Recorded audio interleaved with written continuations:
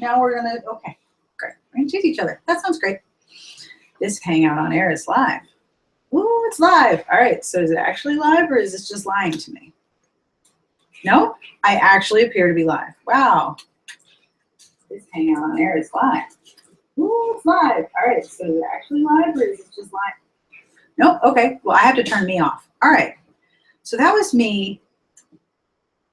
So that was me watching me on a delay of my own live stream while still live streaming. That was probably a really bad idea, and I probably just caused some kind of inception, so I'm really sorry about that. All right, I see I have 3 people, so hello to all 3 of you. It's so cool. All right, now, there's a chat room.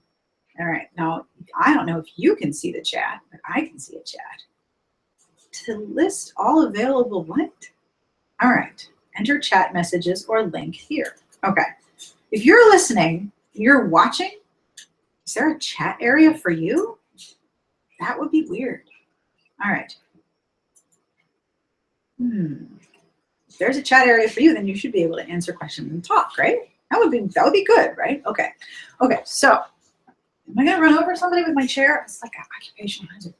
Too many pets. Okay, so let's get started. I'm gonna shut my door, excuse me. Okay. I should have done that first. Okay, so welcome to the, I actually had to check the date, January 28th live stream, or stream, but it's mostly stream with a typo. Hello, I'm Sarah. I have to remember to look at the camera and not at my head because I'm convinced I'm doing this wrong. Like, I'm totally convinced that I am screwing this all up and I'm doing it very wrong. But if you're listening or watching, hi, it's very cool. Behind me is Wilbur, and I also have Orville. And the chances are they are going to walk right across the desk. Or if we're really lucky, they'll go on the litter. Well, I am really lucky. You will be avoiding all of this. So the live broadcast, hello. Wait a minute. I also have to check that it's working. Gosh, technology is hard when you're flying by the seat of your pants. And I don't understand how people do this, like, with no problems. Like, people just show up and play video games with multiple people. Yeah, no, here I am. There I am. Okay, good. I'm working. That's nice. Okay. I can't watch myself on a delay while watching. That's just not right. Okay. Awesome. Now, the one thing I can't figure out, because I'm trying a different piece of software to do this, is if you can also leave comments. I can leave comments. I know there's a chat room, but I don't know if there's a chat room for you. So if this is the YouTube page, I go to the YouTube page, is there an area for you to leave comments too? That would be cool. But I don't understand how there would be comments on the screen. You know what? I'm just not going to worry about it. I will figure out a way to share. Oh, hey, there is a chat. Oh, I'm so excited. Hi. I figured it out. I'm so excited. Okay, so oddly enough, this chat is not the one that works. It's that one right there. Okay, so all I have to do is pop that out, put that over there, and then put this over here. And now I understand what to do. This is super exciting, except I can't figure out which window is the little hangout window. Oh, there we go. Okay. All right. I'm so proud of myself. I figured this out. I feel like I'm learning to ride a bike. All right, so yes, there will be various cat butt in and out of the room, but they will probably be leaving a lot because I don't like when I'm talking. They like it when I'm working, because if I'm working, I have my hands on my desk and then they can just sort of lie on my keyboard, which is completely annoying. But for this live stream or live stream, I have 2 stories. I'm very excited. 2 things to read, and I'm going to tell you what's coming up this week on Smart Bitches, which is really exciting because it's one of our anniversaries. And something else. There's something else. I had an agenda. Oh well. So you guys are ready to get started? Is there anything that you guys would like? Hello to Lorraine and Jane and Melodic Fate. How you doing? If you guys want book recommendations or you need ideas of something that you want to read, you can put them in the chat box and I will answer questions too. Okay? So I answer questions during this whole thing. All right. So should we ease in with story time? Because I like story time. Okay, so today's story, you ready? Okay. Today's story is Library Mouse. Now, if you like children's books, this is one of the best children's books. This is by Daniel Kirk. And this book actually takes place in the Children's Library in Glen Ridge, New Jersey, which is the town next to the one I used to live in until we moved here. All right, so you ready for story time? I know some of you like to knit, so if you mean, wait a minute, get your knitting, get a glass of wine, that's cool, but it's gonna be reading time, okay? So, Library Mouse. And if you're thinking, I need to own this book, I will share with you a link to Library Mouse. Here we go. Okay. Library Mouse. I love this book so much. And I don't, oh, you're all ready today. Well, of course you are, because you're brilliant. Okay. Let's keep making sure I'm not running over anybody. Nobody under my chair, right? Okay. So. Library Mouse. It's a sunny day today, but I have a cloud right now, so I shouldn't get too much page glare. Sam was a library mouse. His home was in a little hole in the wall behind the children's reference books, and he thought that life was very good indeed.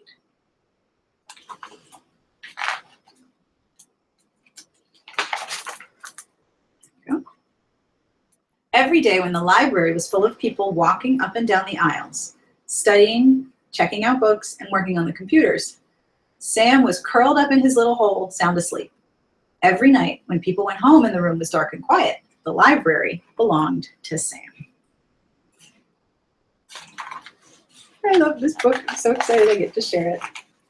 Every night Sam read, and he read, and he read. Sam is clearly one of us. Sam read picture books and chapter books. He read biographies and poetry, cookbooks and sports books, fairy tales and ghost stories, and mysteries by the dozen. How cute these pictures are. So there's Sam, all stretched out on a book in the library, reading all the time. Sam's mind was filled with facts and information and images of faraway places. His imagination brimmed over with wonder and fantasy. One night, Sam decided that it was time he wrote a book of his own. I'm telling you, Sam is clearly our kind of person, or mouse person. Anthropomorphized mouse person, this is clearly our friend. Sam folded over some little squares of paper he took from the librarian's desk to make the pages. Then he found a pencil that had rolled underneath a shelf, and he began to write. Write what you know, Sam had read in a book about writing, so Sam wrote about being a mouse. He drew the pictures for his book by posing in his little mirror and sketching what he saw.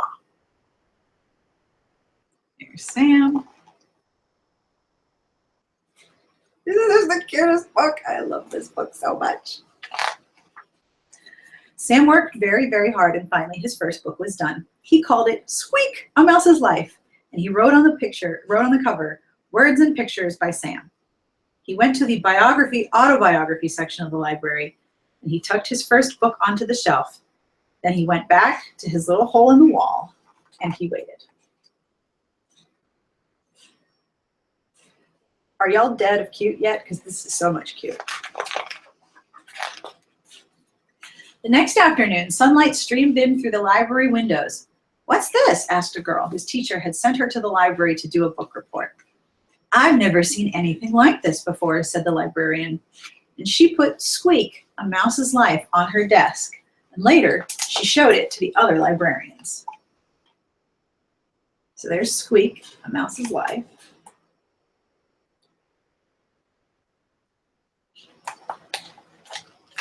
Facial hair in that librarian is very amusing.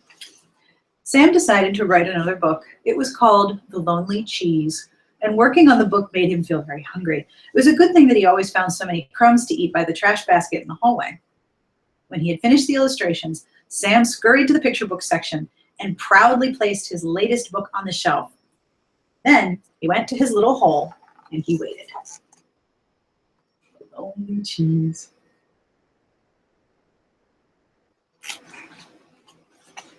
Super hippo.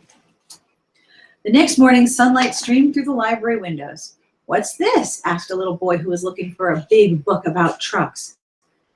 By Sam, said the librarian. Just who is this Sam? She thought to herself, and put The Lonely Cheese on her desk. Later, she showed it to the children at story time.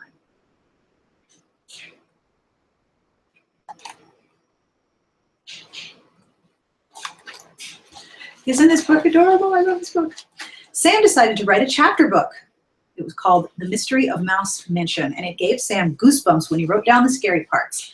The full moon was shining down through the windows of the darkened library when Sam crept over to the mystery section and sneakily placed his book on the shelf. Then he went back to his little hole in the wall, and he waited. Isn't this just so cute? The next day, sunlight streamed through the window, and I am about to get assistance. Here we go. You gonna help me? All right, I'll move the wrist rest if you want to come help. Cat. What's this? Asked a teenager who was looking for a good creepy book to read before bed. Why would you do that? We've got to find out who this Sam is, said the librarian. I'll leave a note on the bulletin board and tell him that I would like to meet our new author. She put the Mystery of Mouse Mansion on her desk, and later she showed it to the writing class that came in after school. There's the little Mouse Mansion book. That night, Sam found the note, and it read, Dear Sam, all of us at the library have been enjoying your books immensely. We were all wondering who this mysterious Sam really is. Whoever you are, you certainly have a lot of talent. Not everyone has it in them to write even a single book, let alone 3. We think it would be fun to have a Meet the Author Day with you as our special guest. The children would love to hear you read your books and share some of your secrets for writing. Yours truly, Mrs. Forrester, Head Librarian.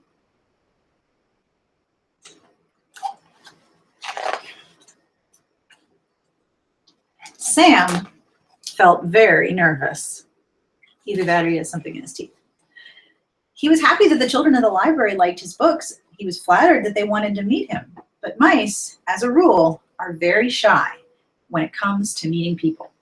Sam could not understand why people thought that writing and making up stories was so hard. If only they would try, they might find out that writing was really, really lots of fun. Sam had an idea. He went to the librarian's desk and he got some supplies.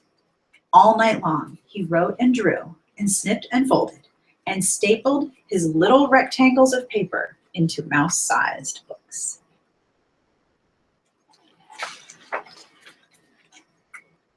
In the morning, when the librarian opened up the children's room, there was a sheet of paper taped to the door.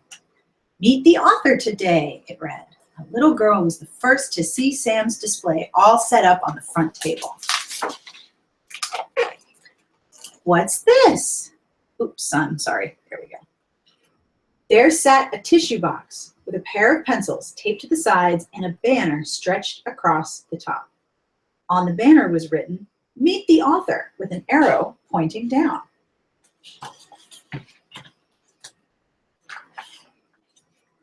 The girl bent over to look inside the empty tissue box. Oh, she said in surprise, for there at the bottom of the box lay Sam's little mirror. And in the mirror, the little girl saw her own face smiling up at her. Me, she said, an author? Next to the mirror was a stack of tiny blank books and a pile of pencils that Sam had sharpened with his little teeth. Oops, and the dust jacket is going down. All right, Wilbur, hold on to that for me. All that day, and for many more thereafter, people came to the little display to meet the author. Soon, there was a whole shelf full of books written and illustrated by people who had never written a book before, telling stories that had never been told.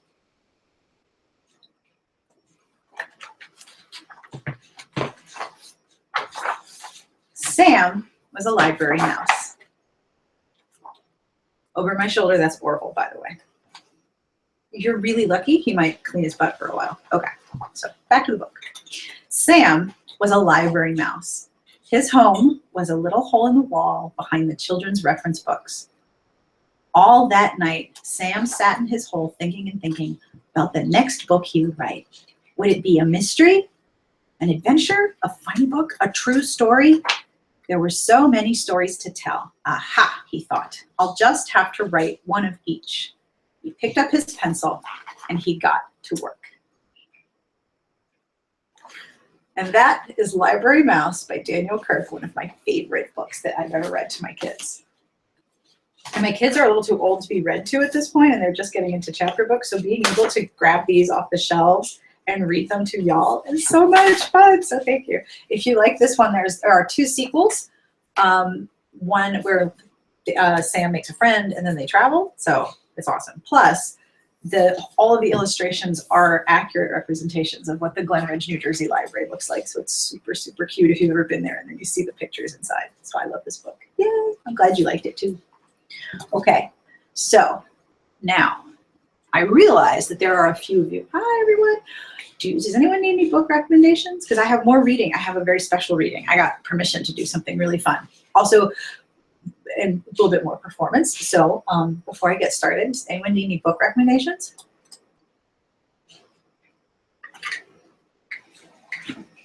Orville? Orville's going to groom his butt for you.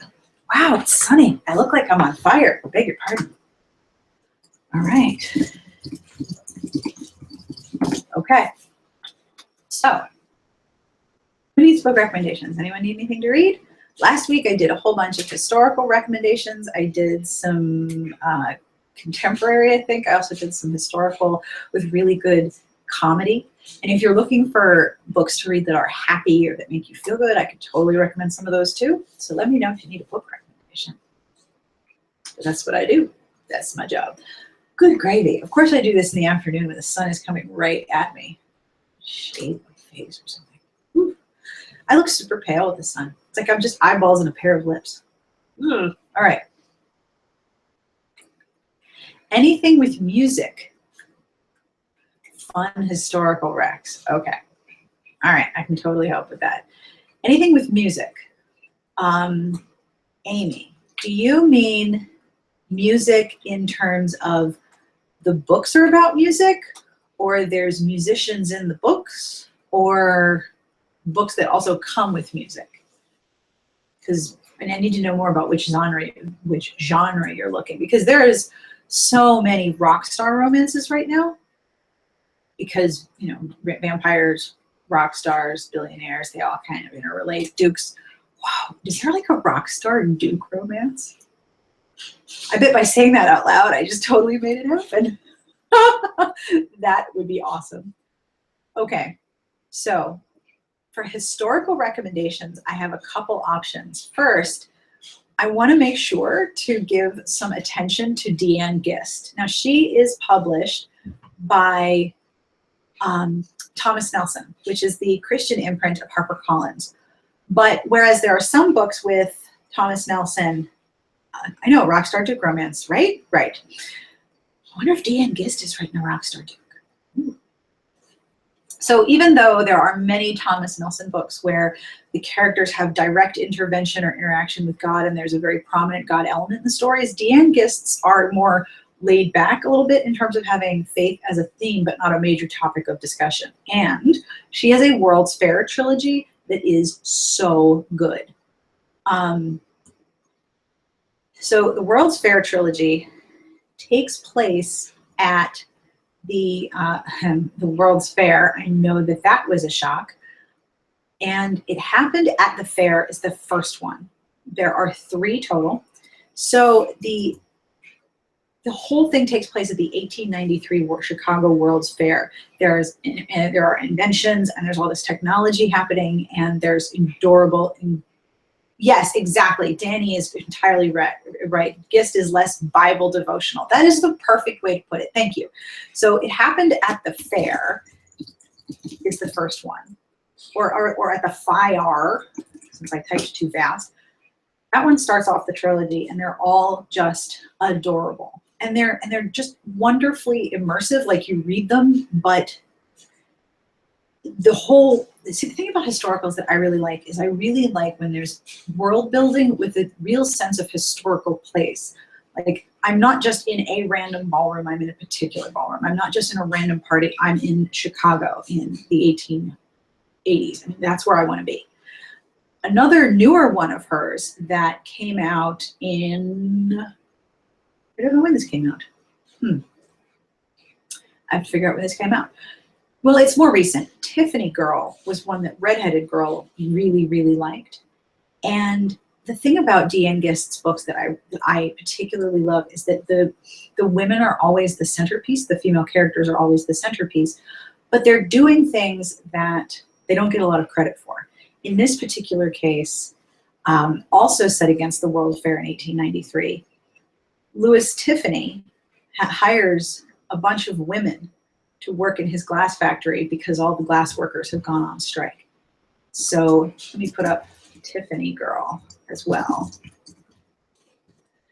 Deanne Gist books are also really, really good gifts for people, especially if you have female relatives who are older than you, that you can't be like, and here's the latest BDSM romance. I know you'll really like it, Aunt Mary. Like, no, you probably don't want to do that.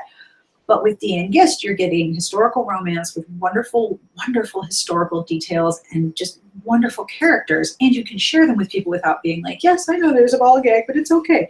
Some people, you can't do that in your family. And that's totally understandable. Deanne Gist is a wonderful gift author, especially for someone who you think might like romance. Let's see. I don't want to miss. Let's see. Okay, let me go back to the music recommendation. Rock star romances. Okay, Amy, musicians, contemporary rock star romances. Oh my goodness, did you just totally hit the jackpot? All right. Okay, I'm going to give you two recommendations. First of all, Nalini Singh, who writes the Psy Changeling series, which is one of the best paranormal series, and also the Guild Hunter Archangels series. She also has a Rockstar series because, well, of course she does, right? Let me pull up the first one because I think it's Rock Kiss is the name of the series, and the first book is Rock Addiction. Did you say me just remember the name of the series and the title correctly? That never happens. I'm so awesome. I'm so awesome. Okay. I'm gonna stop patting myself on the back now. Okay, so if you're into rock star romances, Rock Addiction by Nalini Singh would probably rock your world. No pun intended. There are also so many rock star romances right now. Unfortunately, it is not a genre that I read a lot of, but let's see. Excuse me, I'm trying really hard not to burp on the live stream. Excuse me. I also don't know, Amy, how much sexy times you want in your recommendation. There could be a lot of sexy times. So here we go. The other rock star romance that I think you would probably really, really like is called Lick by Kylie Scott. And it is also super hot and sexy. And the first of a series. I almost feel guilty recommending a series. It's like, here, I'm getting you started on, like, you know, a whole line of books. I'll see you in a few months. So let me add this one to the chat. Kylie Scott. So there you go. All right, so Jane, let me go to your comment here. I saw the recent transgender romance book recs. My friend has a 6-year-old transgender son. Any recs for him? Most books seem to be for transgender daughters. Yes, that is, okay, I just did this in person for somebody last weekend. All right, so let me make sure that I understand. This is someone who was assigned female at birth who is identifying as male. So female to male transgender. If I'm reading this correctly, which I think I am. I had coffee today and everything. Okay, so the first thing, Jane, that your friend should be aware of is a link I'm going to share with you called the Rainbow Book List. This is from the American Library Association, and they have a rainbow. I can spell today too, Rainbow Books. So the ALA has a whole list of books for gay, lesbian, bisexual, transgender, queer, and queer-aligned kids, and they publish these lists every year. There are So for the 2017 list, there are picture books, there are chapter books, there's middle grade. So a 6-year-old is elementary. Okay, first of all, it's so cool that you're asking for your friend. That's just really awesome. And I love that there are so many adults who are like, okay, let's find a book, because really that's the best solution, right? All right. I did come into a recommendation and I'm struggling to remember what it was called. And I really apologize, because watching me frown and stare at my screen is super boring, but I want to find, this book. You are right, unfortunately, that there seem to be a slightly more books written about young assigned male at birth people who are moving into embracing themselves as girls. It can be a little bit more challenging sometimes to find books where someone moves towards identifying as male. And if I'm using the wrong language, by the way, I want to apologize up front. I'm not trying to sound like an ignorant tool, and if I sound like one or I've hurt your feelings, I apologize. That is not my intention. Let's see here. Hang on. And you know, like the one book, and it's got this thing on the cover, and I could ask Google, and Google would be like, what? So please forgive me for being boring for 1 second.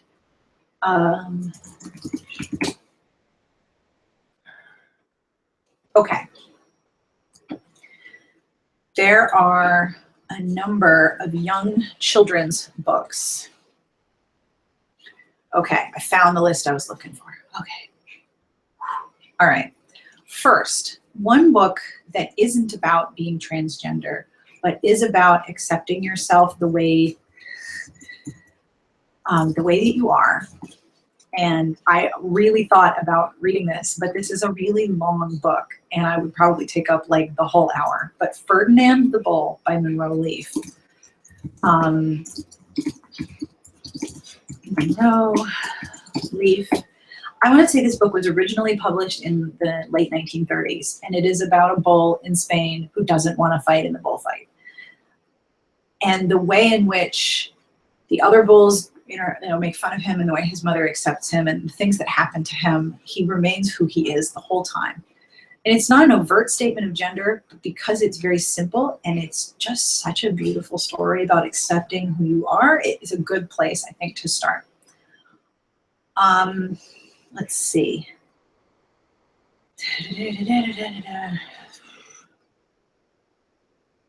Some of these are really, really on the nose. All right. So one option that might be a good choice is a book called When Kathy is Keith. It's about a young girl who identifies as a boy, which is exactly what you're looking for. So let me pull up a link to that. I have not read this one, but this is the one I was trying to think of. It's a picture of somebody in the mirror, right? Ferdinand the Bull is one of my favorite books. It's one of 2 children's books that I needed to like start early bedtime so I could get through the whole thing. The other one being The Little Red Lighthouse and the Great Great Bridge. That's another massively adorable book, but it takes a really long time to read. When Kathy is Keith. Okay, hang on. I want to make sure that I'm not recommending something that is outside of the age range. This is just on the border for you.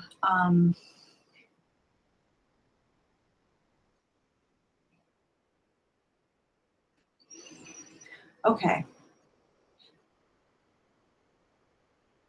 This paperback is one of the reasons it seems to have bad reviews is the paperback for When Kathy is Keith is very expensive. And some of the reviews feel that it dwelled very heavily on the negative parts. In my experience as a parent, when I have read books about things that are negative happening,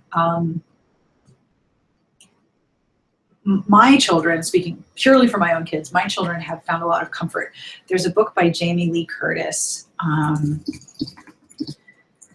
Oh God, which one is this? I think it's I Believe in You. And oh, hello. I cannot believe I didn't think of this book. Jane, my brain is very sad today, or my brain is very making me sad. All right.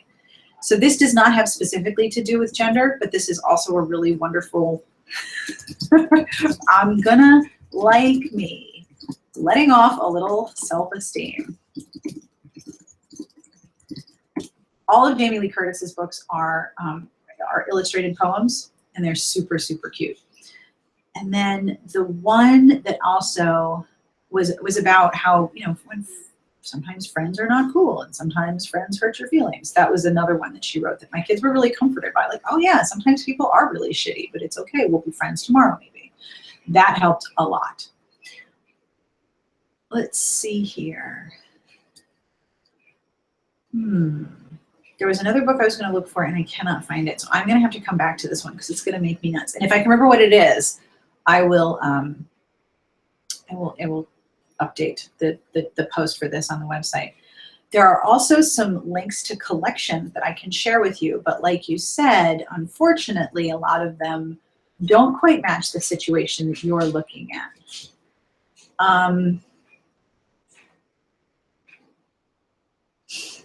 George, everyone, it is.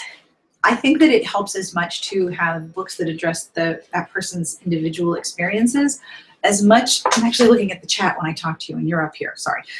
It helps to have books that address those specific experiences, and that's something that absolutely needs to happen. I've also found that with my own children, when things have been happening to them that were shitty, reading the books that had to deal with things that weren't happy, that weren't exactly the same, still also helped them. And any book that I think that makes a kid go, I'm so awesome, is always a good book. All right, so maybe When Kathy is Keith is not the best recommendation, and I apologize for that one. Maybe that wasn't the one I was thinking. Now, there is a guide to gender identity for kids, but I'm not sure it's the right age, because the trick is this is a 6-year-old. It's going to be like a whole other set of words, right?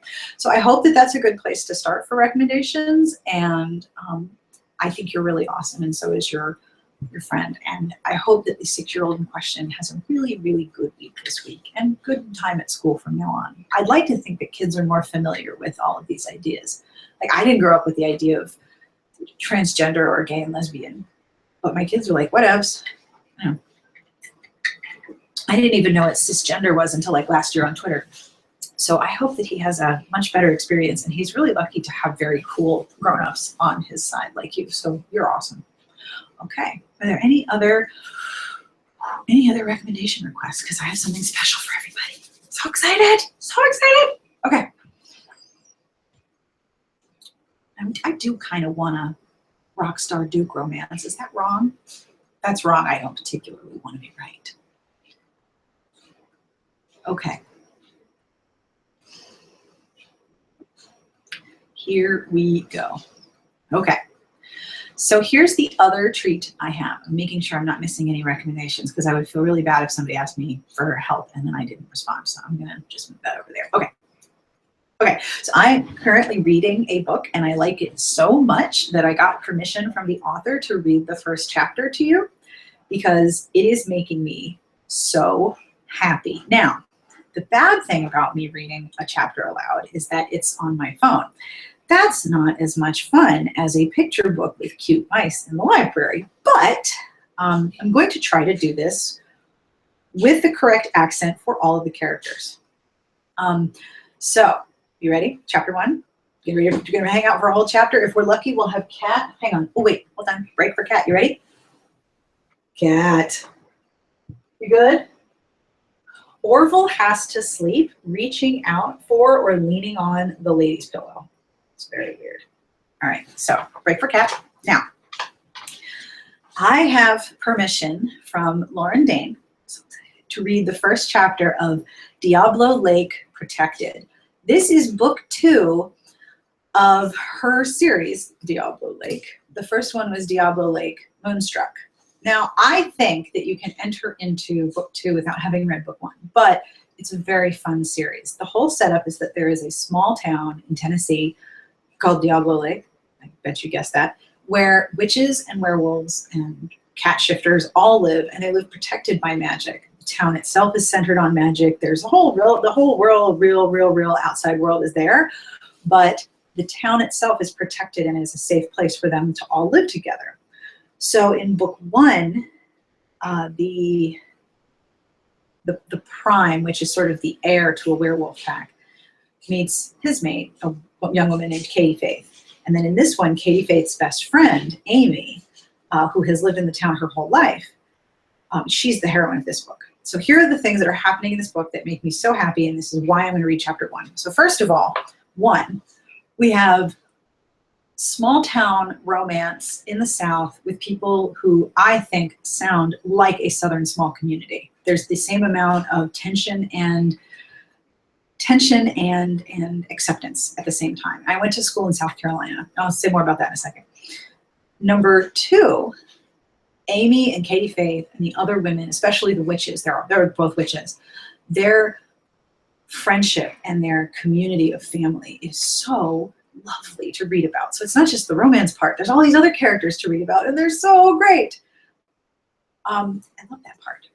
And the thing that I like the most about this particular book, and I don't want to spoil too much, is that with Katie, or with Amy, part of the rumination of this book, I'm trying to think of how not to spoil this. Okay. Part of what's happening, the overarching story of this series, is about the balance and shift of power. And this particular book, number two, Diablo Lake Protected, is exploring leadership and power and the value of strength and intimidation over diplomacy and empathy. And it's incredibly prescient, like super, super applicable, and it's incredibly interesting to read about. Plus witches, yay witches. Okay, so here's what's gonna happen. I'm gonna read chapter one of Diablo Lake Protected, book two of the series. Now, because I went to South Carolina, I went to college in South Carolina, and I'm also a really good mimic. I memorized the accent of a girl who lived across the hall from me. Her name was Spring, and she's from Spartanburg, so I memorized how she talked. Not because I wanted to insult her, but because I got real tired of going to Walmart and having people go, "You're not from around here, are you?" Because normally I sound pretty Yankee. So I learned how to mimic this particular person who was friends with, because that way I could, you know, talk, and then I wouldn't get like, "Well, where are you from? And what are you doing here?" Because, you know, Yankee accent stands out. So I'm not going to do the full South Carolina, because South Carolina and Tennessee are two totally different things. And even inside Tennessee, there's like multiple accents. Accents in America are fascinating. But I am going to try to add, yes, Sparkle City. I am going to try to add a little bit of Southern, so you can let me know how I do.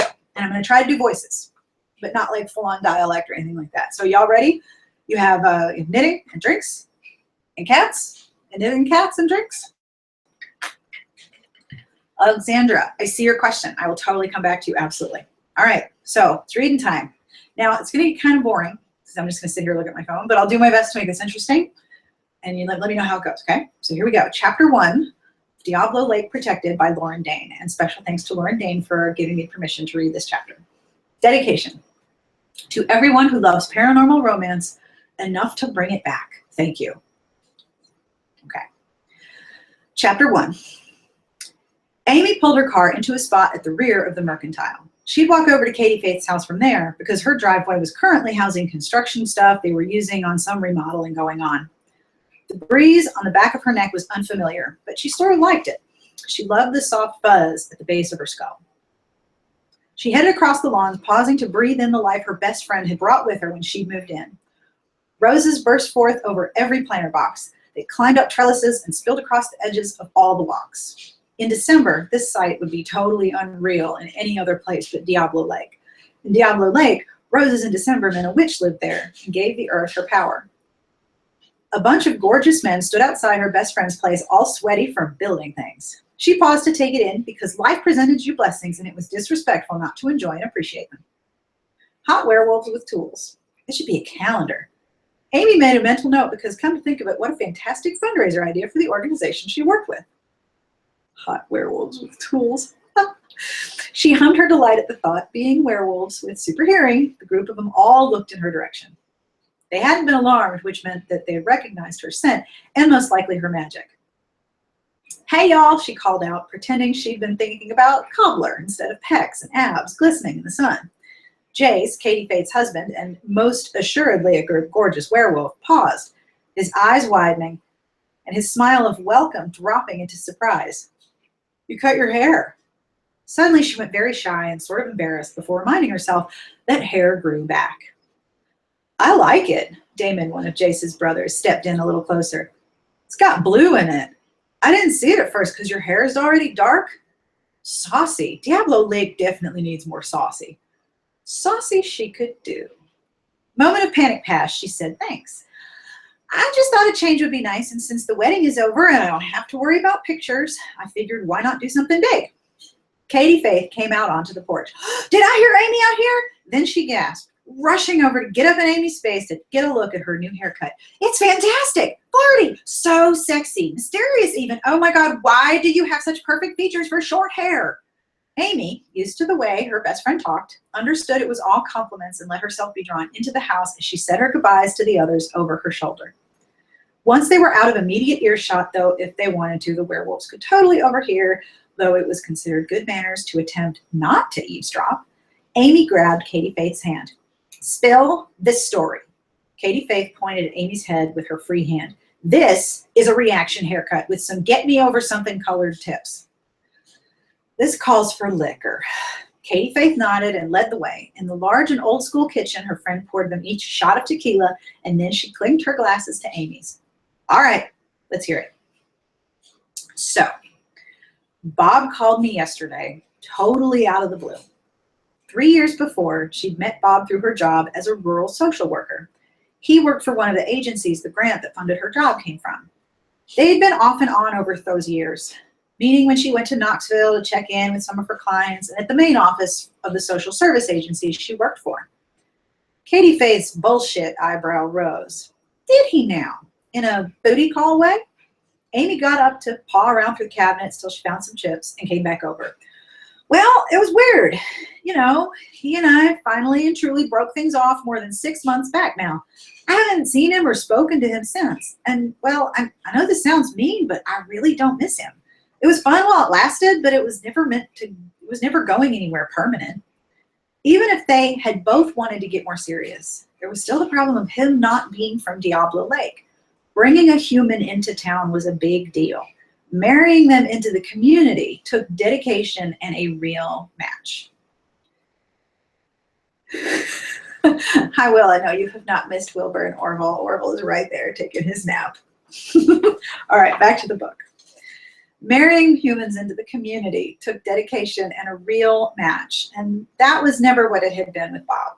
"So," Amy continued, "he told me he wanted to meet up because he'd been thinking about me, and I was like, dude, no, really, it's okay. I moved on. I'm not mad, but I'm done. And then he's like, please, can you meet me just a few minutes?" So she tore up the bag, stuffed her face in between the next 2 shots. Katie Faith leaned back in her chair and gave her an appraising look before shaking her head slowly.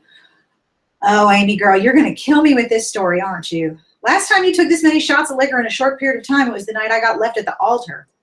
Amy snorted, remembering that god-awful scene when Daryl Pembry left her best friend waiting at the church to go run off with another woman. "Well, at least this isn't as horrible as that. However, you don't even know half. Just wait for it." She waved a hand. So it was Friday, and that's when I go down to Knoxville anyway. I agreed to meet him for coffee because, girl, no one gets between me and lunch, and if it was going to go badly, I didn't want to mess up a meal. They bumped fists. "So say we all," Katie Faith intoned, which made her laugh.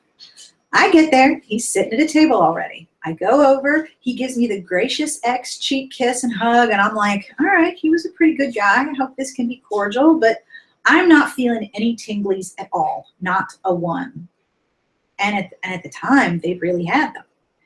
And then she took a bracing breath because even remembering, it filled her with so much emotion. "Sweet, sweet baby Jesus, the man tells me several things. First, he's married, has been for 15 years. Nausea rose again at the feeling of betrayal that had washed over her. "Get out!" Katie Faith yelled so loud, Jace pounded into the room, looking alarmed. She winced at the sight and gave him a sheepish smile. "Sorry, honey. Amy just told me something totally awful."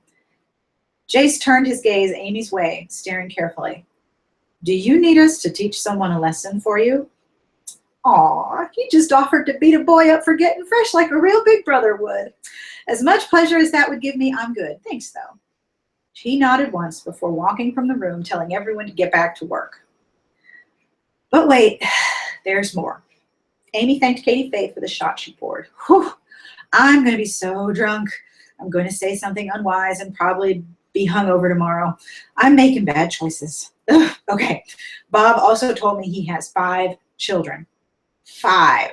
That still made her want to run him over with her car. I'm going to Knoxville right now to punch him right in the butthole, Katie Faith snarled. Thank God for friends. That's a really good one. I'll tuck that aside for future use, Amy told her. Honey, I am so sorry.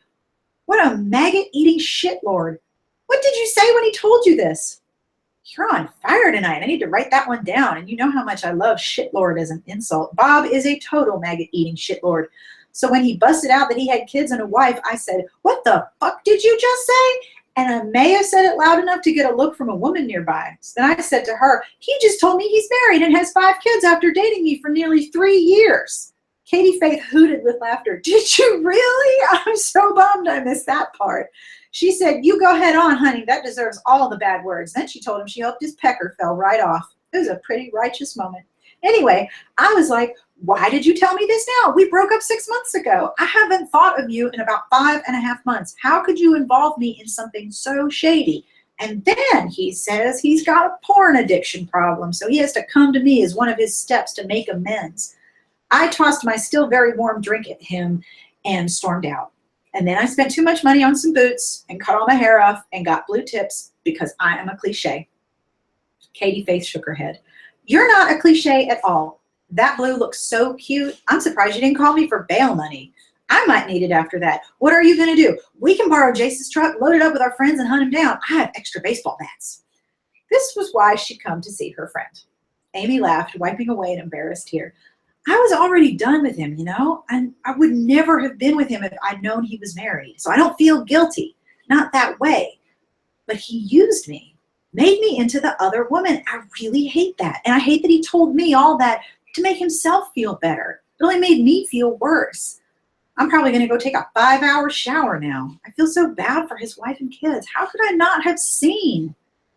She'd asked herself that very question over and over, but the place he'd met her was an apartment, one she thought was his, and there was no way a family of 7 lived there. It was a 1-bedroom condo that a single man lived in. Ugh. He had a single guy apartment. Wonder if it's his or if he borrowed it, like when I came to see him. Like one of those fuck pads the movies and the guys in movies get? Katie Faith nodded and Amy settled in. When her friend got liquored up, she said the best, weirdest stuff. Remember that one we saw? The guy from the Lord of the Rings movies was in it. He was a Cheaty McCheaterson, and he and his douche canoe friends all shared this condo where they took their side action back. Amy nodded. That guy's hot, but that one had murder in it. Ugh, I hope I wasn't using the murder my mistress sheets. That would have been a cliche for sure. Katie Faith gave a dramatic sigh. Ugh, he's a pig. Good riddance, and thank God you used condoms. Your hair looks totally adorable, and lastly, you didn't see because he's a cheater who crafted a life on the side meant to fool everyone in what was most definitely not a murder fuckpad. With one last sigh, Amy said, so that was my day. How was yours? Katie Faith, still frowning, hugged her tight before getting up. We need to eat something. My dad brought soup to the counter at closing time tonight. Since my mom has been keeping him at home to avoid all the drama in town, he's been cooking like crazy. Not that I'm complaining, mind you.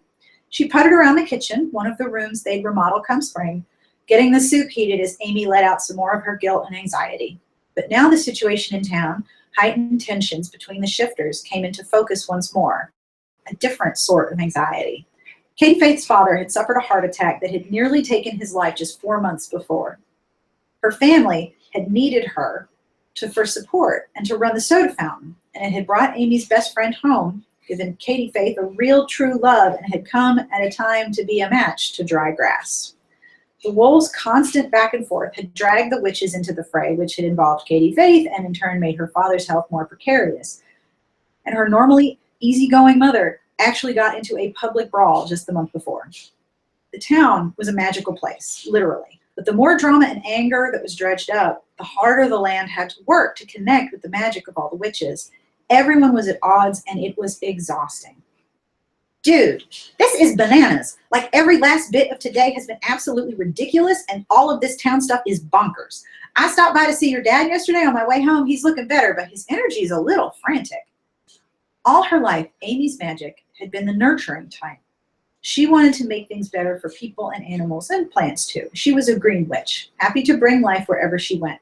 It meant she was able to use those gifts in dealing with clients because she was empathic. Avery, Katie Faith's dad, was anxious for his family, resentful that he'd been weakened, and guilty because he felt like he didn't do his job. That would be Zeb. Zeb has things. Zeb has things to say. Oh, he's quiet. Okay, back to the book. Amy helped relieve some of his stress, talked him into a better place where he could more easily see he was doing so much more than he thought to protect his family. My mom told me you hung out with him for an hour having tea and listening to his country music. Thanks for that. Katie Faith had her own frantic energy, as she'd been at the center of a lot of the mess in town. Though here, in this big, solid house, it was more calm, steady. Your dad is great, and he made hummingbird cake, so naturally I had to stay for tea. He'd started to loosen up, let go of the negative energy he'd been clinging to. I encouraged your mom to get him away from town more often, and I talked to Wade, and he told me he's going to be traveling for work, and he needs a house sitter to hang with the animals, deal with the gardens, all that stuff. So I suggested he call your mom, so that'll happen sometime soon. Wade was Amy's brother. He'd left Diablo Lake to settle in Asheville after college. He did employee training seminars on tech support, so he traveled several times a year.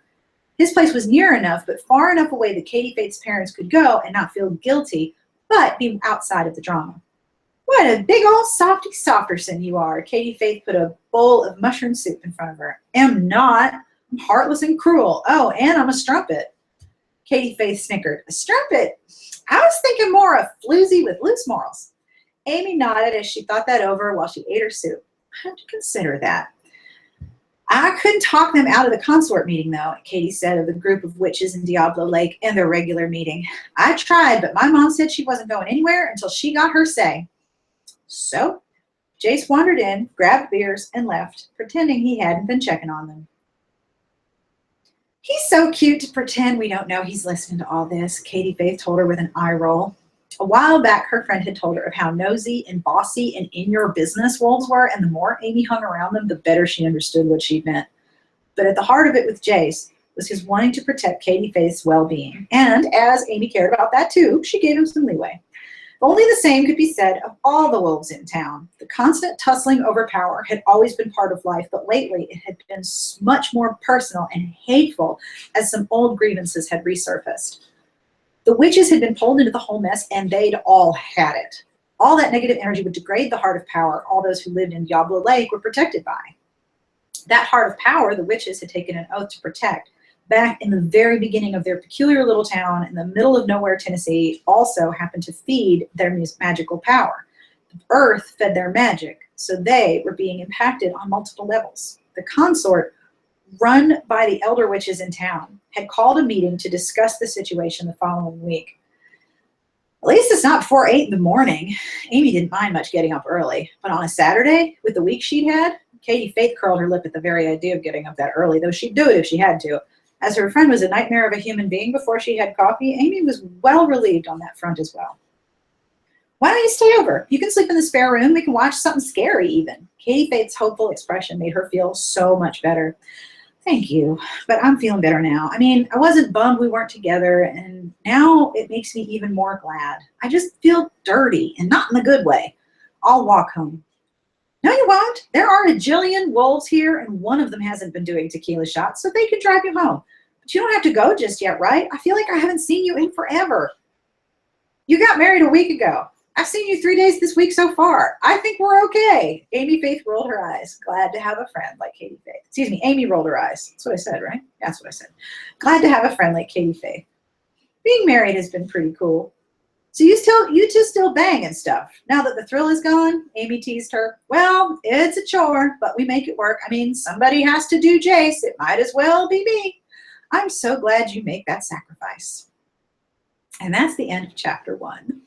I'm so enjoying this book. Actually, I have to put myself back where I was reading because I had to bookmark my place because I'm not quite done yet. But seriously, y'all, I am so enjoying reading this. Not just because of the friendship parts, but one of the things that I really, really love about it is that all of the relationships are part of the plot. They all matter, but there's also things that happen that are incredibly topical and applicable, and it's really, really, I don't want to spoil it, but oh my gosh, I'm so enjoying this so much. So I am so excited that I got to share chapter 1 with you, and I hope you liked it. Yay! Okay, so thank you to Lauren Dane for giving me permission to read chapter 1. I hope I did justice and didn't bug the hell out of you with my southernish accent. Okay. So Alexandra, you wanted to ask me about a previous podcast episode, so please fire away with your question. I'm scrolling back to make sure I haven't missed any major questions.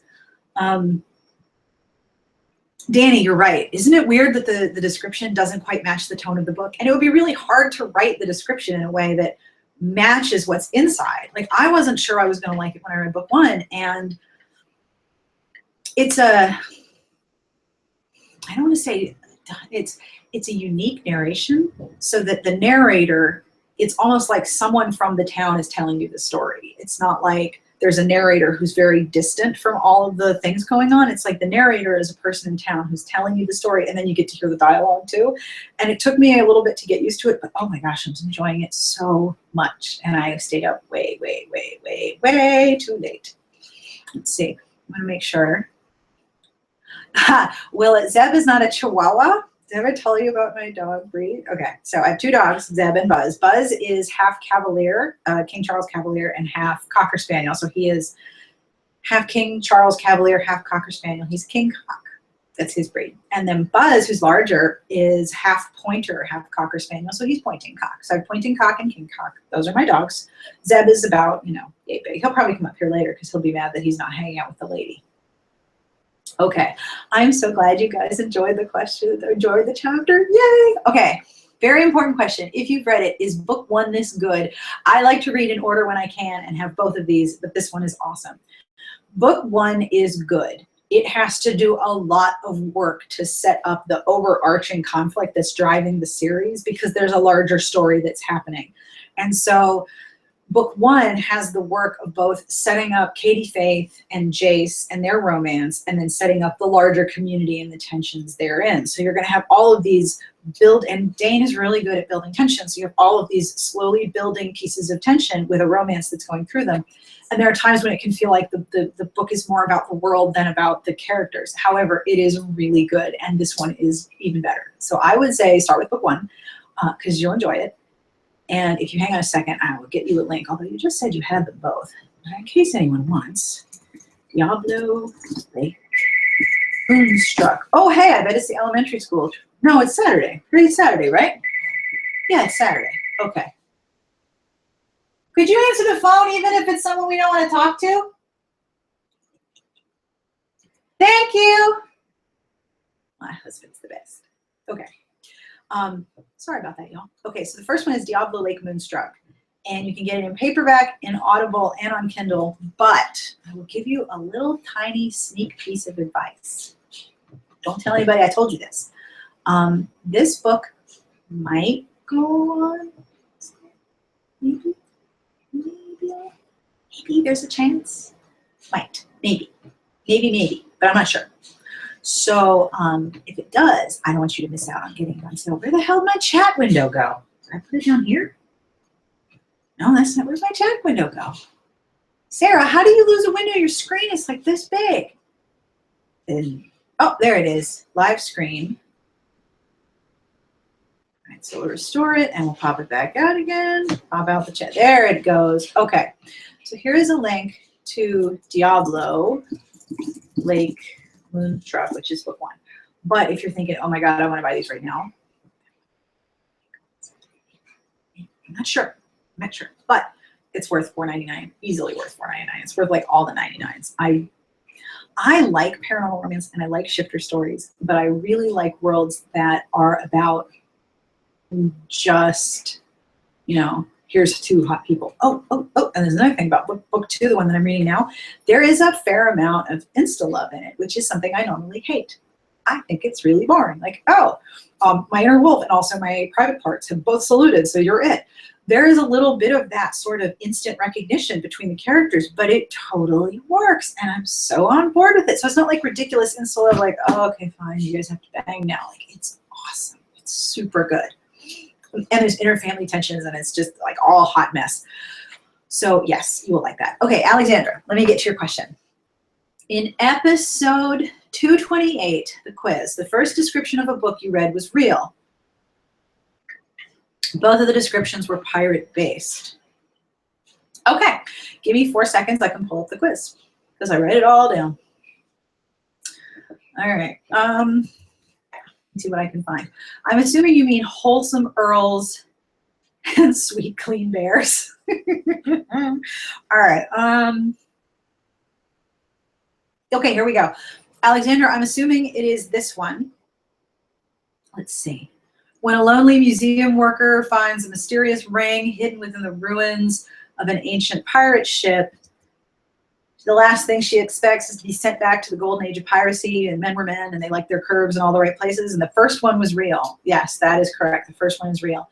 All right, so here's the sad part of this story. I have to see if this is available anywhere else, because I used to build a lot of my quizzes at All Romance eBooks, because when I would build my quizzes at All Romance eBooks, they had really good sorting by subgenres. Like the whole left side of the menu was lots and lots of different, very specific things. So I could go in there and look around at all the books. But yes, okay, awesome. Wow. Okay, Alexandra, are you ready for a title? More curves for her pirate, full-figured romance, big, beautiful woman, time travel romance, pirate love story, book 2. That's a title. Did that all fit in the title field? Wow. Okay, so yep, there you go. It is by Leslie Diver. It is $2.99. It's book 2 in a series. So if you like hot, curvy, time travel pirate stories, we are so here for you. You have to let me know what you think, though. I really want to know how you liked it. You have to tell me, because I'll be sad if you don't. Because, wow, that guy has a lot of muscles. Wow. Seriously. Oh my gosh. Wow. Woohoo. Okay. So I hope you enjoy it. I hope you let me know what you think, because that's amazing. All right. So, hey, I'm 4 minutes over time. Go me. All right. So I got one more thing. One more thing coming up on Smart Bitches this week. Yay. Okay. Here we go. I have to stop saying okay. I edit myself when I do the podcast, so I know most of my my own verbal tics, but listening to myself do this. Okay. I gotta stop that. I'm sorry. Coming up this week on Smart Bitches, we have many awesome things. Are you ready? Okay. Sunday, we have our movie review, the Smart Bitches movie matinee. That would be tomorrow, the 29th. We have our movie matinee review of Already Tomorrow in Hong Kong, which I did not realize ends on cliffhanger. So if you watched it, you hate me forever. I'm really sorry, but it was a really good discussion, so I hope you enjoy it. And we also have some lightning reviews coming up as well. Monday, get ready. Cover Snark. Super awesome cover Snark. Cover Snark with animals involved, like in a safe way, not in a gross way. And we also have a review for 7 Minutes in Heaven by Eloisa James. So if you're thinking about buying that book, we have a review for you. But then Tuesday is going to be so much fun, because Tuesday is January 31st. And January 31st is the anniversary of the founding of Smart Bitches. Our first content went up January 31st, 2005. So for our 12th anniversary, I looked up the traditional gifts for the 12th anniversary, and it is linen. So I have fun gifts to make your reading space more comfy and cozy. I think this year, my goal with the site is to make it a place where you can come and hang out and get good book recommendations, have lots of discussions about different things, and just be welcomed and safe. And I want to keep that as a place online where you can hang out and just feel comforted. Keep with that, with a good giveaway to celebrate 12th anniversary. I'm going to try to make your reading spaces more cozy and comfortable as well. And Amanda and I have been working on this, and she's like, I want all of those things you're giving away. So I hope you like it. I hope you enter, and I hope you have a good luck and you win. Yeah. Okay.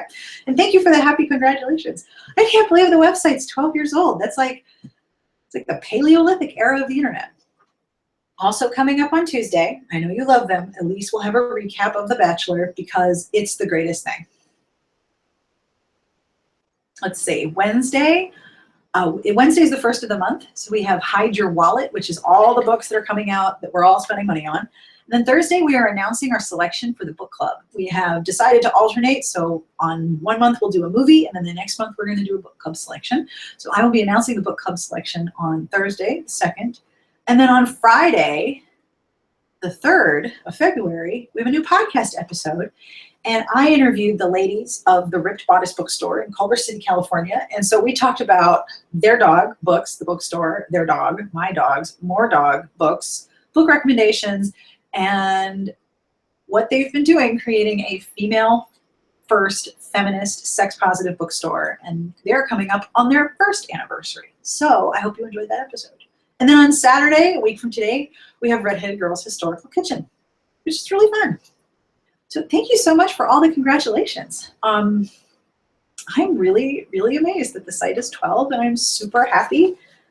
But mostly I'm really honored that you guys come and hang out. So thank you. That's so cool. I've been asked to get the cats to say goodbye. All right, so Wilbur is asleep on a box on the floor, and I don't know if I want to disturb Wilbur. I mean, he and his gut look so comfortable, you know? Okay, hang on one second. I'll be right back. Deb! Deb? Do you know what? I'm not know where I am. Come here. Deb! Come here. There's my dog. Come here. The internet wants to see you. Come here. Okay. Yes, I know. I woke you up. Come here. Come here, come here, come here, come here. Come here. Okay. You're very fat, but I'm going to pick you up so the internet can say hi. So everybody, this is Zeb. He's a good dog. Oh, I love you too, ladies. I love you too. So this is Zeb. He's the one who barks. So he wanted to say hi. Hi, the internet. Hi. What? You want a cookie? Ooh. I know that you like to eat the cat poop, so I'm not so sure that you lick at my face. But Zeb and I want to say goodbye. And thank you for hanging out with us. Oh, I love you too. Thank you for hanging out with us on the live stream. I hope you enjoyed it. You want to get down on the floor? Okay, I'll put you down. Oh, you're a big dog. And I know. The trick is, when Zeb comes all the way to my office, which is like, you know, one whole flight of steps, he gets a cookie. There you go. Cookie for a dog. So thank you again for hanging out with me for the live stream. Orville, do you have anything to say? No, Orville would just like to look at the internet with great disdain. So thank you again for hanging out. I'm going to try to do these every 2 weeks, barring vacations and, you know, things going on. But if I can do anything to make this more fun for you or help you get good book recommendations, please let me know. You can comment on smartbitchestrashybooks.com on the entry, but this will be archived and then available for replay. Or you can email me at sarah@smartbitchestrashybooks.com. And if you would like to subscribe so that you know when I'm doing another one, you can hit the subscribe button, which is probably lower on the bottom somewhere on YouTube. Click the YouTube link. And if I can figure out how to do that, I'll do that too. Orville has decided he wants to be on the internet. Oh my gosh. Can I pick you up? Okay. So here's Orville, and he and I are going to say goodbye. And thank you for joining us, and have a wonderful, wonderful Saturday. Bye, guys. Mwah.